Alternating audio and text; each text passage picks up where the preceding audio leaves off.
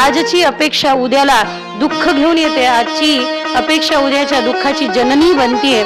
खरं ज्ञान तर हे आहे. आणि खरं वैराग्य काय आहे की संसाराकडे पाठ फिरवणे आणि भगवंताकडे मुख करणे हे खरं वैराग्य आहे. ईश्वर सन्मुख होणे, विनमुख नाही. दशानन आणि दशरथामध्ये अंतर काय? राम तिथे पण आहे, राम इथे पण आहे. दश तिथे पण आहे, दश इथे. फक्त दशरथामध्ये पंच ज्ञानेंद्रिय आणि पंच कर्मेंद्रिय दशरथाचे देवाच्या सन्मुख आहे, आणि दशाननामध्ये पंच ज्ञानेंद्रिय आणि पंच कर्मेंद्रिय दशाननांच्या जीवनामध्ये विनमुख है. त्यामुळे बस हा सगळा खेळ. ज्ञान वैराग्य भक्ति देवी की गोदी में सिर रखे सोए है. भक्ति देवी बिल्कुल सामने है, फिर भी ज्ञान वैराग्य मूर्छित क्यों है?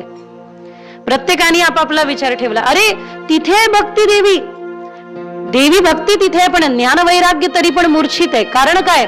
एका मुलीने फार सुंदर उत्तर दिलं की दीदी ज्ञान वैराग्य भक्ती देवीच्या मांडीवरती डोकं ठेवून आहे. म्हणजे मांडीवरती ज्ञान वैराग्य आहे, पण ज्ञान वैराग्यात भक्ती नाही. म्हणून सुंदर आहे की नाही? हे खरे. ज्ञान आणि वैराग्यात भक्ती असणं गरजेचं आहे. ज्ञानवान असावं, पण भक्त ज्ञानवान. ज्ञानवान मत भगवान म्हणतात की माझा कोणता भक्त आवडतो? ज्ञानी भक्त प्रिय आहे. वैराग्यामध्ये पण भक्ती असावी. सुख सुख वैराग्य काही कामाचं नाही. सुख वैराग्य काही दिवसाचं, हा, पण स्निग्ध वैराग्य पाहायचं असेल तर तुम्हाला आमच्या वृंदावनात यावं लागेल. ठीक आहे ना?